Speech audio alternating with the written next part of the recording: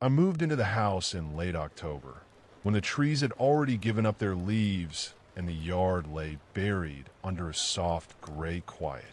The first thing I noticed was the smell. Not unpleasant, exactly, more like old paper and something faintly floral, as if someone had kept dried lavender in every room for decades and then simply walked away. The walls held it, the floors held it. Even the cold air coming through the gaps in the window frames carried it, a sweetness that felt borrowed from another time. I settled in slowly. I kept the lamps dim because the overhead lights felt too harsh for those high, papered ceilings. I cooked simple meals, listened to the pipes knock and settle, and told myself that old houses breathe differently than new ones. It started with the chair.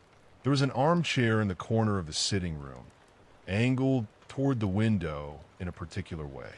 I never used it, but most mornings when I came downstairs, it had shifted just slightly, maybe a few inches closer to the center of the room. I would move it back, and for a day or two it would stay. I began leaving a glass of water on the side table nearest that chair, the way you might leave something out of quiet courtesy, without ever deciding why. By November, I had stopped moving the chair back. There were other small things. A door I always left open, found closed. The dried lavender smell growing stronger on certain evenings, thick enough to make me drowsy by 9. Once, very late, I thought I heard someone humming from a room I never entered. I still sleep well there. That part surprises people when I mention it. I'm not sure it should. Our next story. I had been staying in my grandmother's house for 3 weeks before I noticed the wallpaper. It was old paper, the kind with faded roses printed in rows, and I had walked past it every evening on my way to the upstairs bedroom without giving it much thought. But one night, carrying a glass of warm tea up the narrow staircase, I stopped. The roses on the left side of the wall faced inward, the way roses always do in old prints. The ones on the right side faced the other direction, away from the light, away from the window, facing the dark end of the hallway. I told myself it was simply 2 different rolls of paper, hung by someone who hadn't noticed or hadn't minded. That seemed reasonable. I went to bed. A week later, I was sitting in the low chair by the parlor window, reading in the gray afternoon light, when I became aware of a sound. It was faint, rhythmic, coming from somewhere above me. A slow, patient creak, like a rocking chair shifting its weight. My grandmother had owned a rocking chair. I had moved it to the attic myself, along with the other things I hadn't known what to do with. I sat very still and listened. The sound continued for a long time, unhurried, steady. Then it stopped. I didn't go upstairs that night. I slept on the parlor sofa with the lamp left on. In the morning, the house was quiet and ordinary and full of pale winter light. I made coffee and stood looking at the ceiling, at the plaster medallion at its center, at the small gray circle of old water damage beside it, roughly the size and shape of a footprint. I hadn't noticed that before either. Our next story. The house had been empty for 11 years before I arrived with my boxes and my silence. It was a narrow place, pressed between 2 larger homes on a street where the streetlights always seemed slightly too dim. The realtor had mentioned the age of the pipes, the age of the floors, but not the particular quality of the quiet inside, which was different from ordinary quiet. It was the kind that felt occupied. I settled in slowly, the way you do when a space does not quite welcome you. I arranged my books and left the upper rooms for later. The first thing I noticed was the dust. Not that it existed, but that it moved. Each morning I would find thin trails across the windowsills, patterns that suggested something had passed in the night, though every window was sealed and every door remained as I had left it. Then there was the cold, which appeared in a single spot at the end of the upstairs hallway, directly in front of a door I had assumed led to a closet. It did not. It opened to a small room, bare except for a wooden chair facing the wall, and a single dark mark on the plaster, roughly the height of a standing person. I did not use that room. I kept the door closed. Weeks passed. I adjusted. I told myself that old houses breathe, that they settle and shift and carry drafts through places you cannot see. But some mornings I would sit with my coffee in the kitchen and look down the length of the hall, and the door to that small room would be open again. Not wide, never wide, just enough that the darkness inside appeared, in a certain light, to lean slightly forward. Our next story. The neighbor told me the house had good bones, which I took to mean it was old and a little crooked and that I should not ask too many questions. I moved in during February, when the cold settled into the walls the way cold does in old places, not as a chill you feel on your skin, but as a pressure, a weight, something that lived in the plaster itself. I noticed the doors first. Not that they opened or closed on their own, nothing so obvious as that. It was more that they were never quite where I expected them to be. I would reach for the bathroom door in the dark and find only wall, then find the door a half step further than it should have been. I told myself I was adjusting to a new space. That took about a week to stop believing. The sound came later, a low, soft settling, the way a house breathes when the temperature drops at night. But this came at odd hours, mid-morning, mid-afternoon, a slow creak that moved along the ceiling from the back of the house toward the front, like something walking very carefully, trying not to be heard. I looked up every time. There was never anything to see. By March, I had started sleeping with the lamp on. Not because anything had frightened me exactly, but because the dark in that house felt inhabited in a way I could not explain and did not want to think about too directly. The last thing I noticed was the mirror in the upstairs hall. I walked past it every day for 2 months before I realized it had never once shown me my reflection from the correct angle. It was always a little off, always showing me something just behind where I was standing. Our next story. My uncle's house sat at the end of a gravel road, and I agreed to watch it through the winter while the estate was settled. The first week, I told myself the sound were just the structure cooling in the night air. Old houses breathe, people say. They shift and murmur as heat leaves the walls. I believed that, more or less, and slept fine. The second week, I started noticing the smell. Something faint and sweet, like dried flowers left too long in a vase, but only in the upstairs hallway. Only between the hours of 2 and 3 in the morning, when I would wake for no reason I could name and lie still, listening to the dark. I walked that hallway one night with a candle because the overhead light had stopped working and I kept forgetting to replace the bulb. The flame moved strangely near the far wall. Not a draft exactly, more like something breathing close to it, something too slow and patient to be wind. There was a door at the end of that hallway that had always been swollen shut. One morning I found it standing open by about 2 inches. I closed it. The next morning it was open again, the same 2 inches, as though whatever lived behind it preferred to keep just that much space between its world and mine. I never opened it further. I want to be honest about that. I stood in front of it many times with my hand resting against the wood, feeling the faint cold that seeped from the gap, and I always walked away. The estate was settled in February. I packed my things on a gray afternoon and drove down the gravel road without looking back.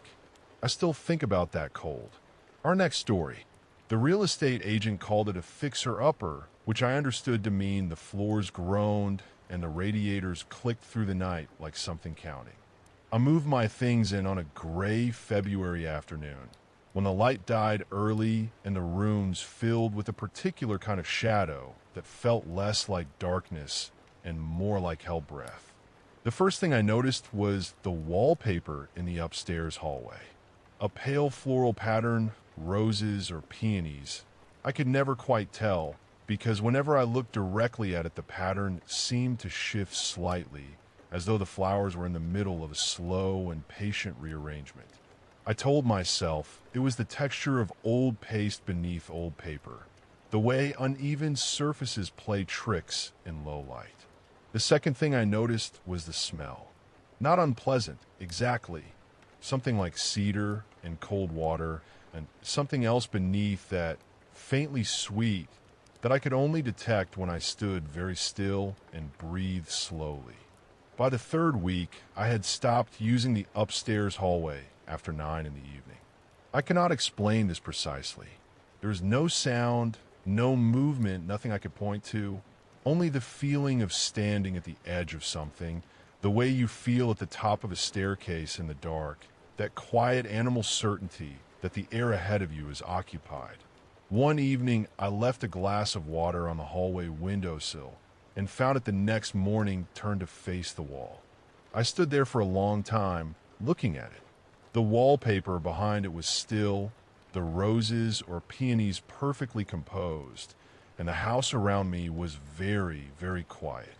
I left the glass where it was. Our next story. The winter I spent caretaking for my aunt's estate, I noticed the doors first. Not that they opened or closed on their own. Nothing so obvious as that. It was more that they were never quite where I expected them to be.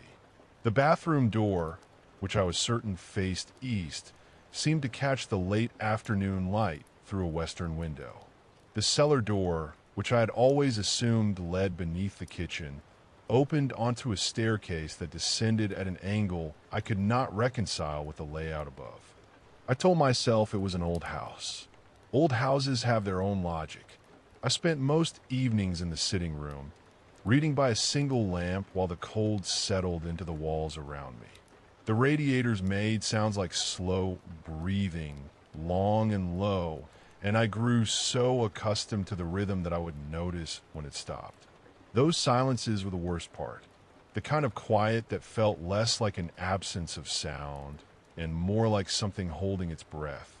One night, very late, I looked up from my book and saw my own reflection in the dark window across the room.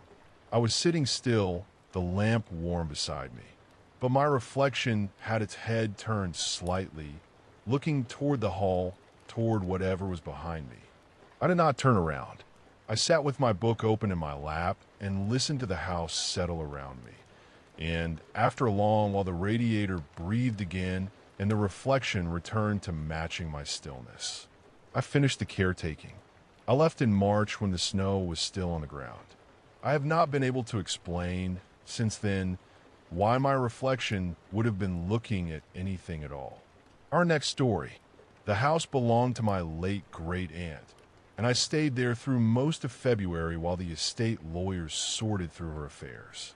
It was a narrow house, 2 stories, with rooms that felt smaller than their measurements suggested. The ceilings were low and the walls were papered in a faded pattern of small gray flowers that seemed, in certain light, almost to move. I noticed the sounds first. Not loud sounds, nothing alarming. Just a soft, rhythmic creaking from the room directly above wherever I happened to be sitting. It followed me from the kitchen to the parlor to the small reading room at the back. I told myself it was the cold settling into old wood, and I mostly believed that. Then I noticed the photographs. My great-aunt had dozens of them arranged along the upstairs hallway, formal portraits going back several generations. I had walked past them many times without much thought, but one evening I brought a lamp close and looked carefully, and I realized that in nearly every photograph, without exception, each subject was looking slightly to the left of the camera. Not at it, beside it, as though something just outside the frame had caught their attention at the exact same moment. I set the lamp down and stood very still in the hallway for a long time. The creaking above me had stopped. That was the thing I kept returning to in the weeks that followed, even after I'd left the house and the lawyers had finally settled everything. Not the photographs themselves, not the sounds, but that specific moment of stillness. The way the house seemed to pause, quietly, as though it had noticed me noticing. I never did go back to look at those photographs again. Our next story. I inherited the place from a man I had barely known, a distant cousin who had lived alone there for decades and left no explanation for why he had chosen me. The house sat on a long flat property somewhere between a marsh and a pine wood, and the light inside, it was always slightly wrong, as though the windows were filtering out something that ordinary glass should have let through. I spent the first few evenings just sitting, listening to the way the house settled, which it did constantly, small ticks and slow creaks that moved through the walls like something pacing. I told myself Oldwood does that. On the fourth night, I noticed that the mirror in the upstairs hallway was angled differently than I had left it. Not dramatically, just a few degrees, enough that it no longer showed the window behind me, but instead showed a stretch of wall I could not quite identify as belonging to any room I had been in. I straightened it and did not think about it again until the following morning when I found it shifted once more, aimed at that same anonymous patch of wall. I stopped using that hallway after dark. The feeling that grew in me over the weeks was not fear exactly. It was more like the sensation of being quietly observed, the way you sometimes feel in a library or an empty church, as though the space itself holds some kind of attention. I began leaving a lamp on at night, low and warm in the corner of the bedroom, because the darkness in that house had a particular quality to it, thick and patient and very old. I never saw anything, but some mornings I would wake to find the mirror moved again, always toward that same wall, as if it were trying to show me something I was not yet ready to see. Our next story. The summer I spent recovering from surgery, I rented a farmhouse at the edge of a dying orchard. The doctor had said rest, and rest was easy to find there. The rooms were wide and quiet, and the light came in slow and gold through old glass that warped everything outside into soft shapes. I noticed the photographs first. They lined the hallway in plain wooden frames, portraits of people I did not know, formal, and still the way old photographs always are. I passed them every morning without much thought. But after the first week, I began to feel that they had shifted. Not dramatically. Nothing so obvious as that. Just a sense that the woman in the third frame had been closer to the window before, or that the tall man near the end had not always been turned quite so far toward the wall. I told myself it was the light changing with the season. I told myself a lot of things. The sound came later. It was not loud enough to call a sound, really. More of a presence of sound, the way a room feels different after someone has been speaking in it. I would wake in the early hours and lie still, certain that something had just finished. Not footsteps, not a voice, just the trailing edge of something already gone. I began sleeping with the lamp on. The shadows at the far corners of the bedroom had started to seem closer by morning, though I knew that made no sense. On my last night there, I walked the hall one final time. The photographs were exactly as I remembered. Every face pointed forward. Every face but one, which had been facing forward the whole summer, and which was now, very slightly, looking at me. Our next story. The family who sold me the house left behind a clock on the mantel, and I never moved it.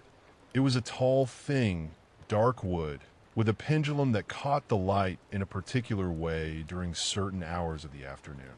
I wound it the first week, and it kept good time, which pleased me. I noticed the smell sometime in November. Faint and mineral, like old stone after rain, drifting through the back hallway when I passed through at night. I assumed it was the pipes. Old houses settle and breathe, and I had already made peace with that. What I could not quite make peace with was the quality of the silence in the front room. It was not simply quiet. It was a silence that felt occupied, the way a room feels when someone has just left it. I would stand in the doorway with my coffee and look at the chair by the window and feel certain I had interrupted something. The chair was always empty. The curtains were always still. And yet, I began sleeping with the lamp on, which I had not done since I was a child. One evening I sat down to read and realized the clock had stopped. The pendulum was motionless behind the glass. I checked the time against my phone and found the clock had stopped at 20 past 11, which was unremarkable except that I knew I had wound it only 2 days before. I stood there for a long moment looking at it. The room was very still. The smell from the hallway was stronger than usual, soft and cold and close. I wound the clock again. It started back up without any trouble. I did not look at the chair by the window on my way to bed. Our next story. The listing described it as a craftsman bungalow built in 1912, and I rented it furnished because I had nothing of my own worth moving. The previous tenant had left in a hurry, which the landlord mentioned only once and did not explain further. The first weeks were ordinary enough. I settled into the rhythms of the place, learned which floorboards creaked, which windows let in drafts, which radiators knocked and hissed through the night. Old houses have their own language, and I told myself I was simply learning to read it. It was the mirrors that unsettled me first. There were 4 of them, hung throughout the house by whoever had lived there before, all tilted at the same slight angle. I assumed they had simply been hung carelessly. I straightened each one. By morning, they were tilted again. I stopped touching them after that. Then I began to notice the smell. Faint, sweetish, like something dried and old. Lavender, maybe, or something older than lavender.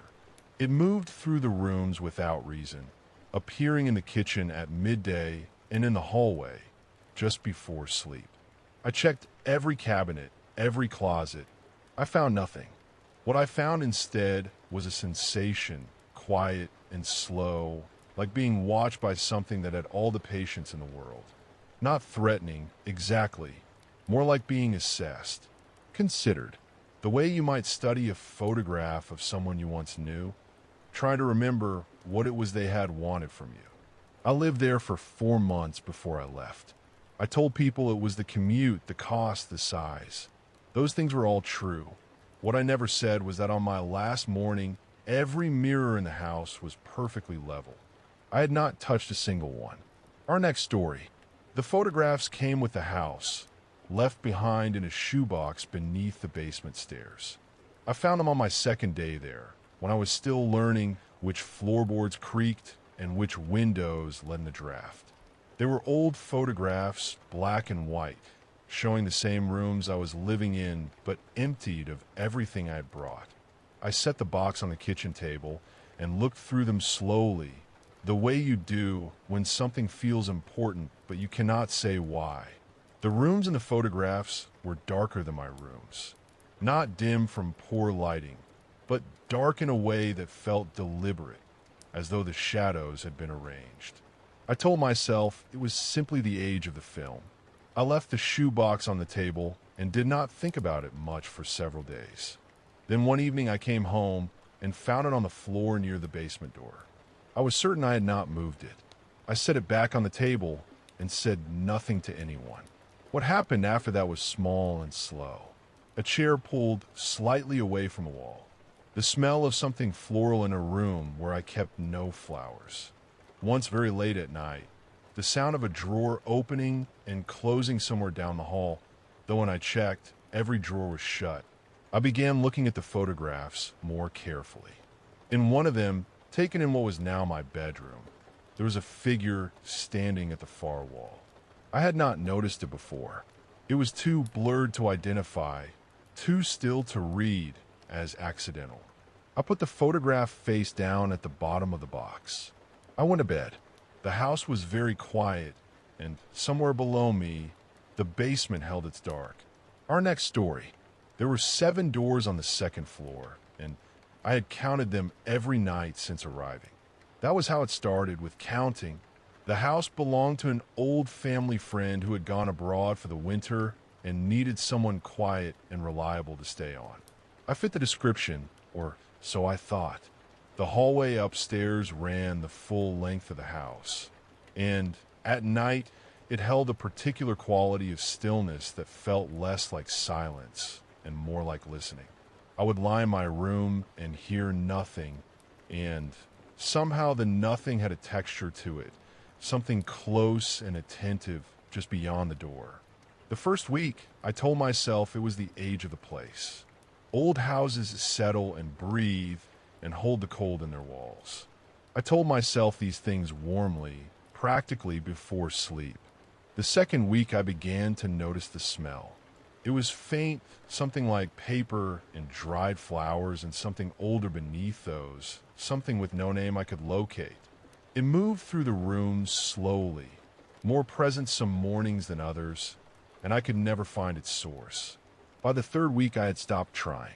I simply moved through the house, quietly, carefully, the way you learn to move when you sense you're sharing a space with something that prefers not to be acknowledged. One evening, I stood at the end of the upstairs hallway and counted the doors as I always did. 7, I said softly to myself. 7 doors. But when I turned back toward my room and looked again from that angle, in that particular gray winter light, I counted the doors one more time. I counted 8. I did not look for the difference. I went downstairs and sat with all the lights on until morning came. Our next story. The house had been in my wife's family for generations, and when she passed, it came to me. I moved in during February, when the cold had a way of settling into things and staying there. The first few nights were ordinary enough. The radiators knocked and hissed. The floorboards made their sounds. Old houses have a language of their own, and I was willing to learn it. It was the smell that I noticed first. Not unpleasant exactly. Something like cedar and warm paper. The way a letter smells when it has been folded inside a drawer for a long time. It came and went without explanation, drifting through the hallway in the evenings around the same hour. Then there was the light. One of the rooms at the back of the house, a small sitting room I rarely used, would sometimes glow faintly when I passed it at night. Not brightly. More the way a room looks when someone inside has a lamp turned very low. But the room had no lamp. I had checked. The overhead bulb had been removed at some point, and no one had replaced it. I told myself it was moonlight, or the way streetlight travels through old glass. I almost believed it. What I could not explain was the chair.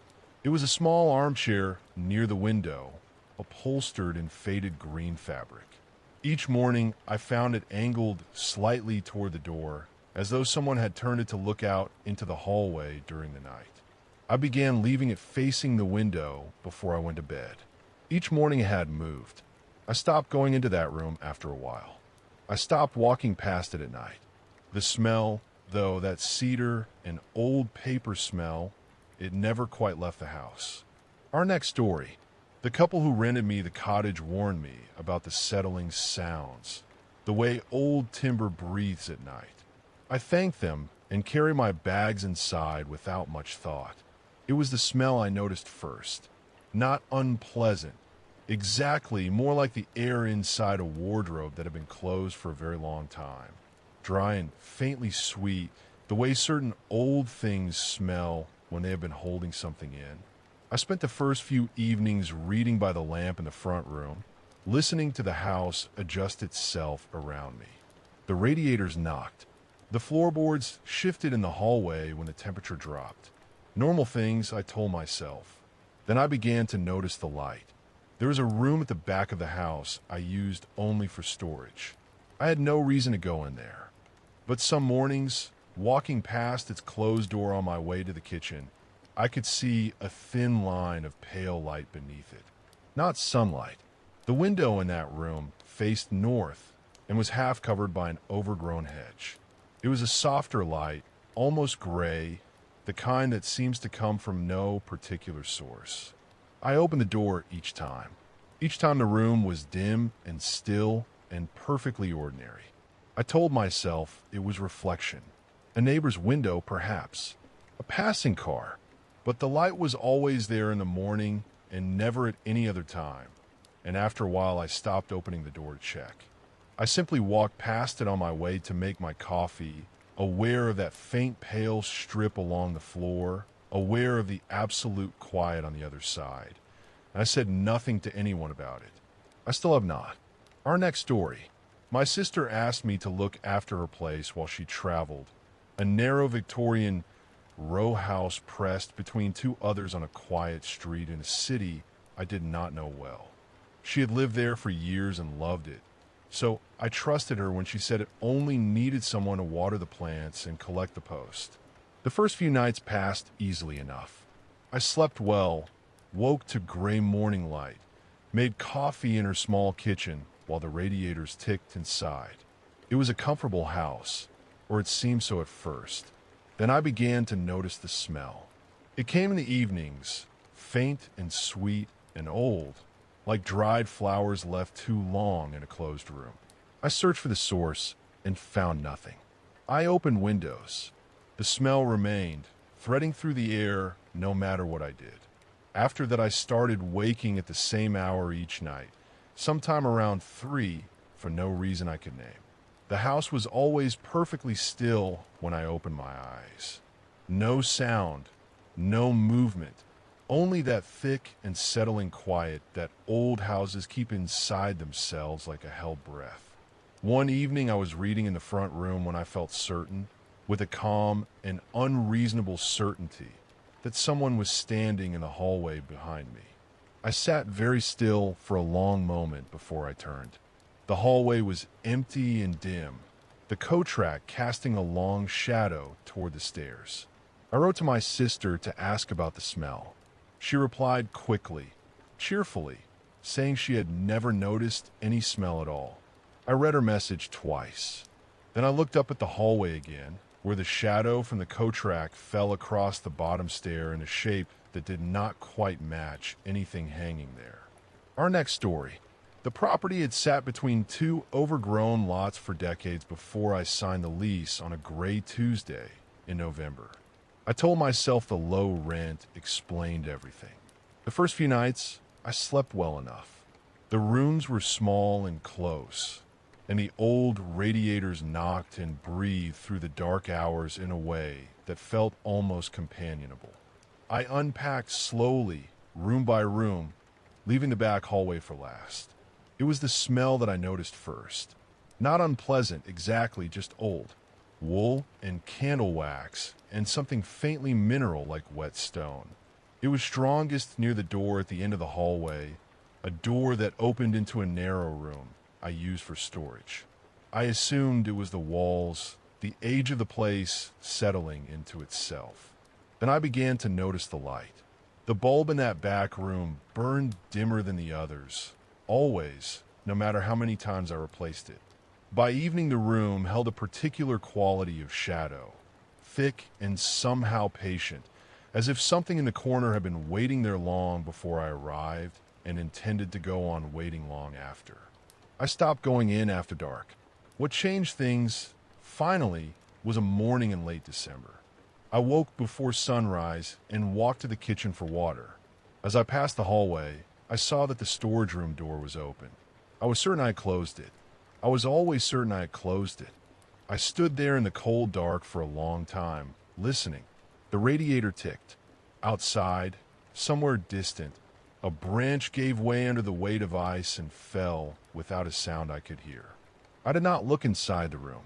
I went back to bed and lay there until the light came, which took a very long time. Our next story. The journals were already there when I arrived, stacked neatly on the shelf in the back bedroom, as though someone had expected me. I was subletting the place furnished, a tall Victorian on a street that seemed to exhale cold air even on mild afternoons, and I told myself the previous tenant must have simply forgotten them. I did not open them. I set my bags down and made tea and listened to the house arrange itself around me.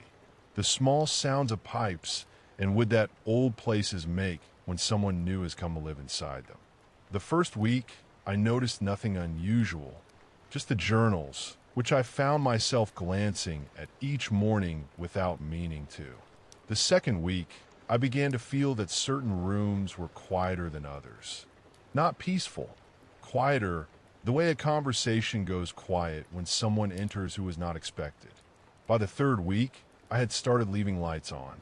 The journals, I eventually noticed, were organized by year. The most recent was dated 40 years ago. The handwriting inside was careful and small, and I only read the first page before I closed it again. The person who had written there described waking each night at the same hour and finding the bedroom door, which they had shut before sleeping, standing open. My bedroom door does not open on its own. I have checked the hinges. I have placed a book against it. I have slept with it open to prove to myself it does not matter. I wake each night at the same hour. The door is always exactly as I left it. I cannot explain why that frightens me more. The journals remain on the shelf. I have not moved them. Somehow, moving them feels like the wrong thing to do. Our next story. A friend lent me his family's old place for the month of February, a tall, narrow house wedged between two bare-limbed maples at the edge of a small town I had never visited before. The first week, I noticed nothing unusual. I settled into the rhythms of the place, the way the radiators ticked and breathed through the night, the way the kitchen caught the pale afternoon light and held it briefly before letting it go. I was there to write, and the quiet suited me. It was sometime in the second week that I began to feel watched from the staircase. Not a dramatic sensation, nothing I could point to with any certainty. Just a faint, persistent awareness, the way you sometimes feel a draft without being able to find its source. I started sitting with my back to the wall. By the third week, I had developed a habit of pausing at the base of the stairs each evening before going up to bed. I would stand there in the dim hallway and listen. The house would settle around me, breathing its slow, old breath, and I would wait until I felt ready to climb. One night near the end of the month, I paused there as usual, and something paused with me. I cannot describe it more clearly than that. The settling sound stopped.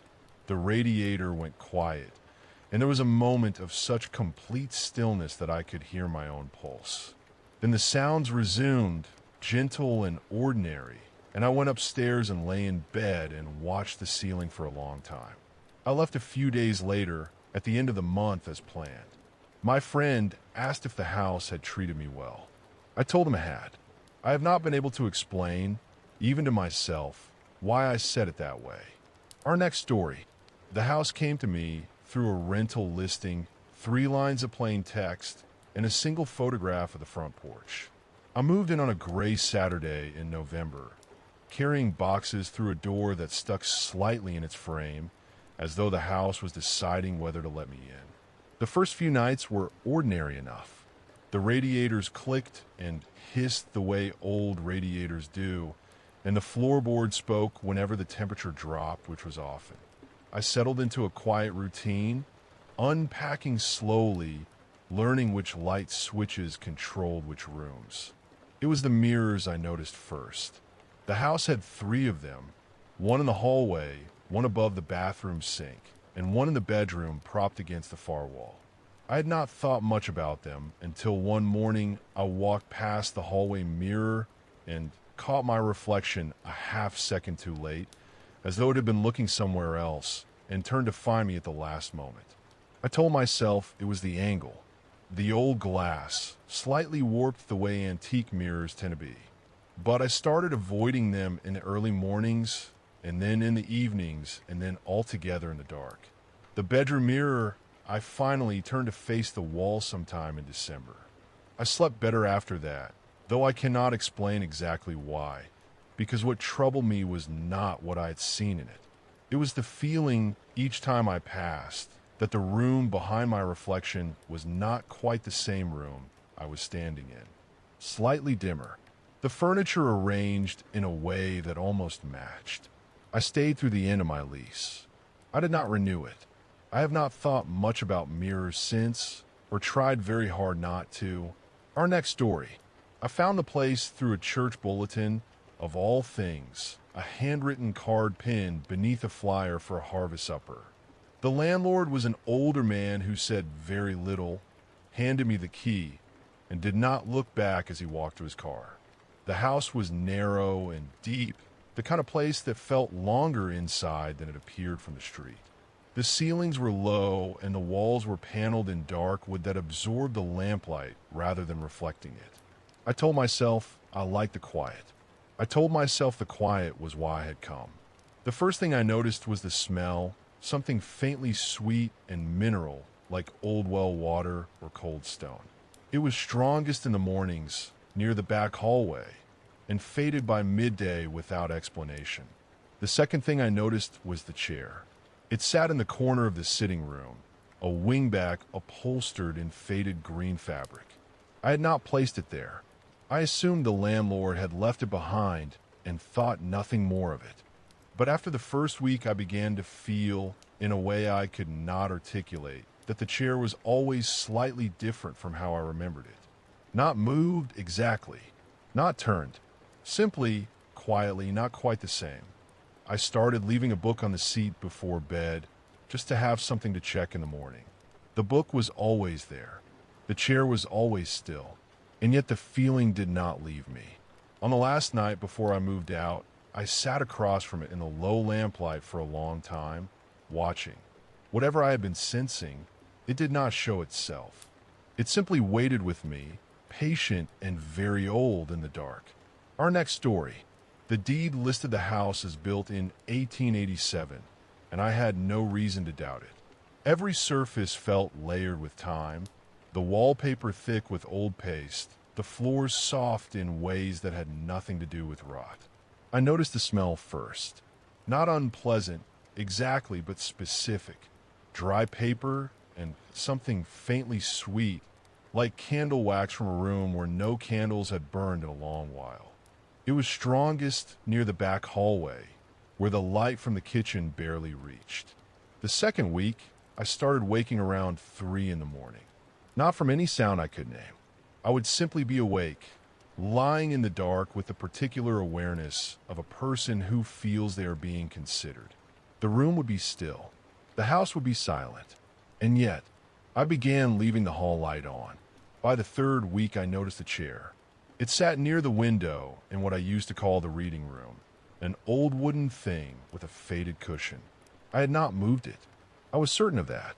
But each morning it faced a slightly different direction, toward the fireplace, toward the door, once toward the wall.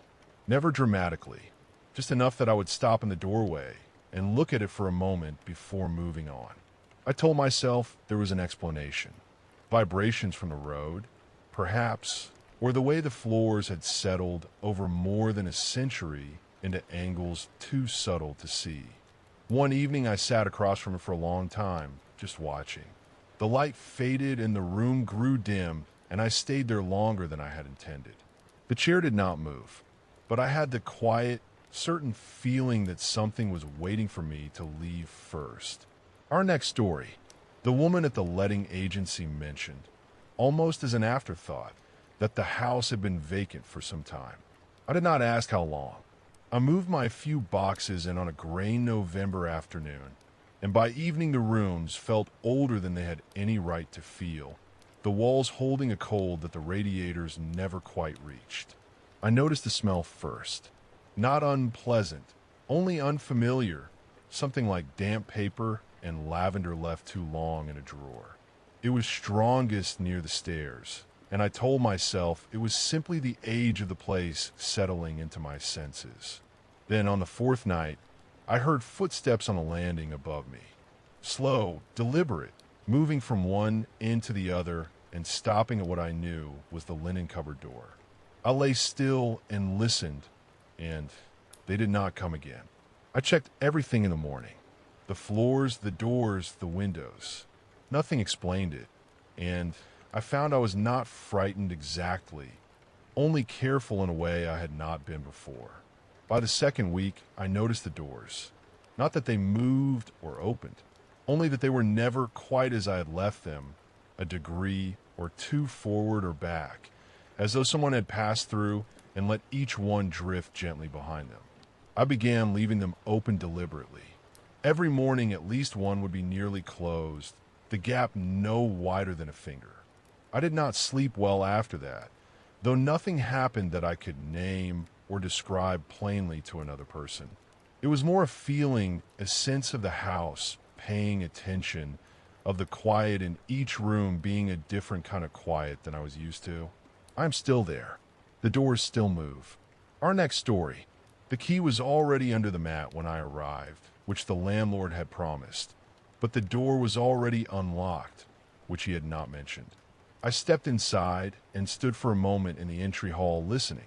Old houses have their own particular silence, dense and layered, as though the air itself has been waiting a long time without moving. This one felt that way from the first breath I took inside it. I had agreed to a 6-month lease on the place, a tall Victorian row house on a street of similar homes, all of them worn and slightly tilted by time. My room was on the 3rd floor, and the stairs creaked in a long descending sequence whenever I climbed them, each step sighing under my weight in its own specific pitch. On my 4th night there, I woke sometime past 2 in the morning to hear those same stairs creaking. Not settling, not the random complaint of old wood adjusting to cold air. The sounds moved upward in their familiar sequence, one step, then the next, with a slow and deliberate patience. They stopped outside my door. I lay still and counted my own breathing. The house was quiet again. After a long time, I got up and looked into the hall. Nothing was there, nothing at all.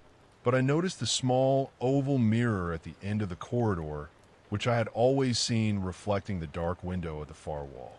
It was angled slightly differently now, pointing toward my door rather than the window, as though something had paused in front of it and moved on. I told myself I had simply never looked at it closely before. I went back to bed and left the light on, and I did not sleep again that night. Our next story. Before the renovation work began, I spent a week alone in the old Hargrove place, cataloging what needed to be done.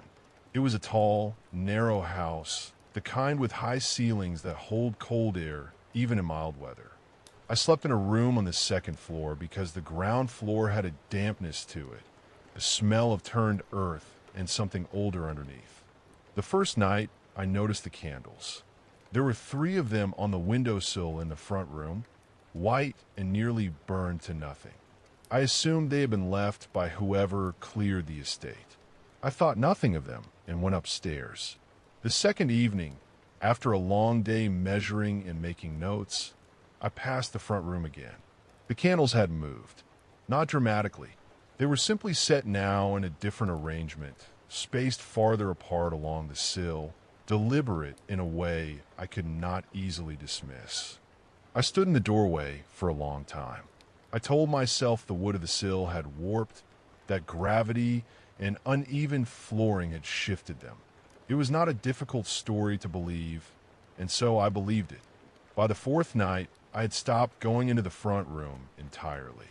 I'm not sure when I became aware that the quality of the silence in that house was different from ordinary quiet. It had a texture to it. It gathered in the corners of rooms before I entered them and seemed to resettle after I left, as if the house were listening or adjusting or simply noting my presence with the patience of something that had been waiting a long time and did not mind waiting longer. I finished my work and left on a gray Thursday morning. I have not driven down that road since. Our next story.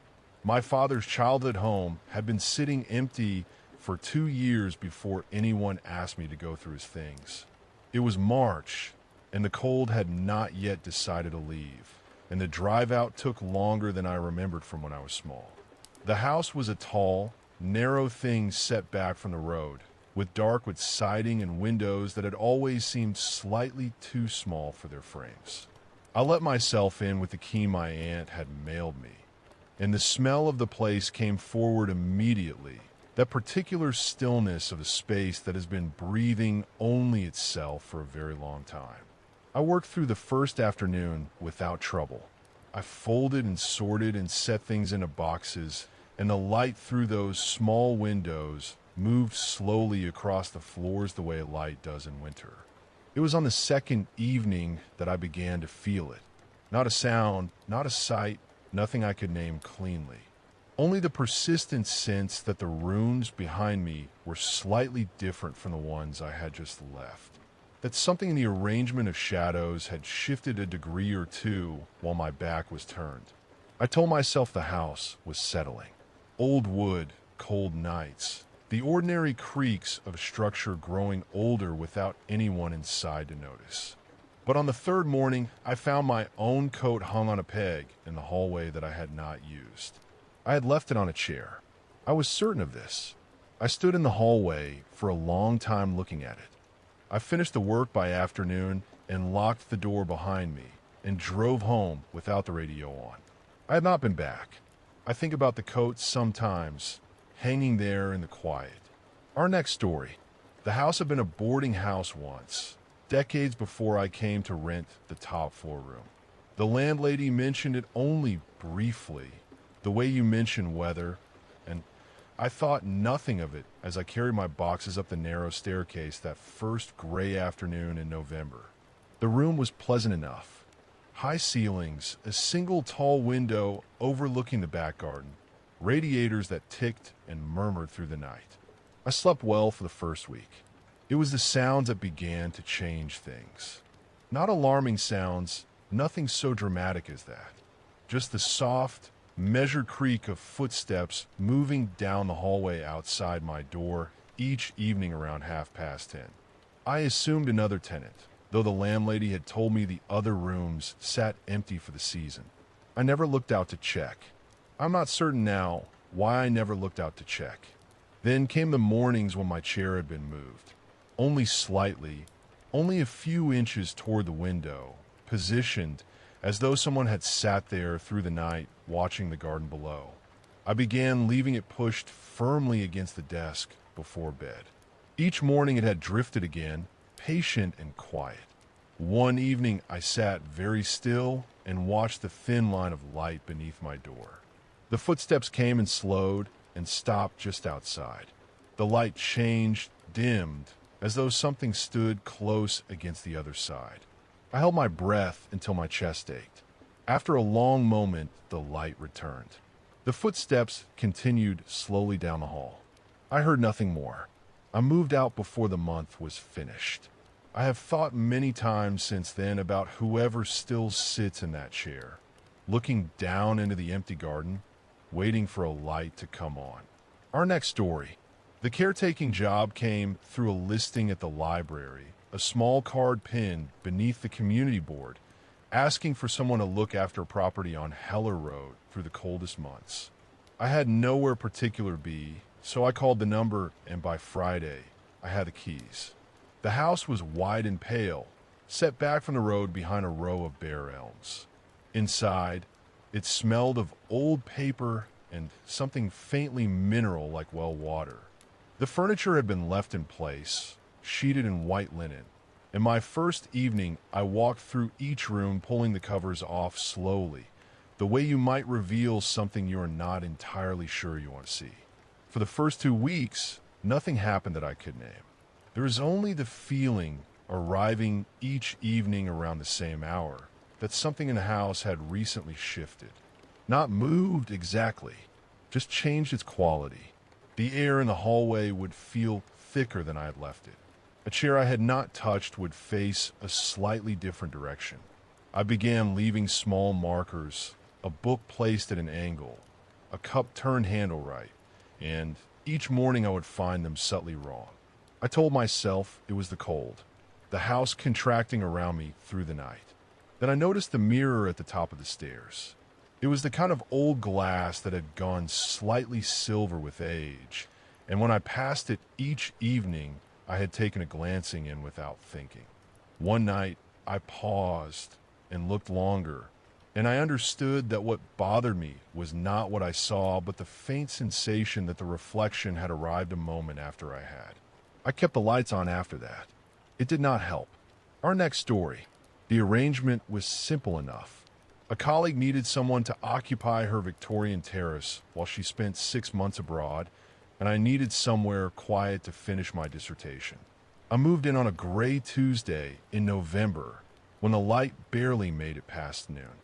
The house was tall and narrow, 3 stories of dark brick, with radiators that knocked and a staircase that creaked differently depending on the hour. I told myself I liked the character of old places, the way they held their history in the walls. The first thing I noticed was the smell. Not unpleasant, exactly. Something like cold stone and dried flowers. Faint and underneath everything. The way a memory sits just below thought. I assumed it was the age of the place and said nothing more about it. Then I began to notice the warmth.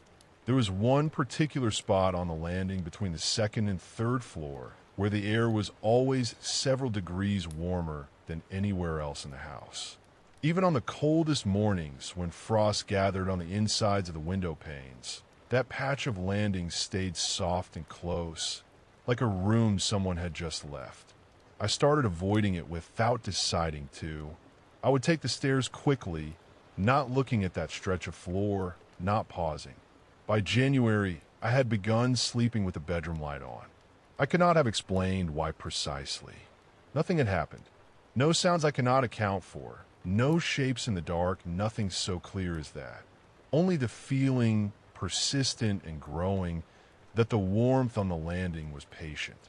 That whatever gathered, there had no particular interest in frightening me. Only in waiting. I finished my dissertation in March and did not renew the arrangement.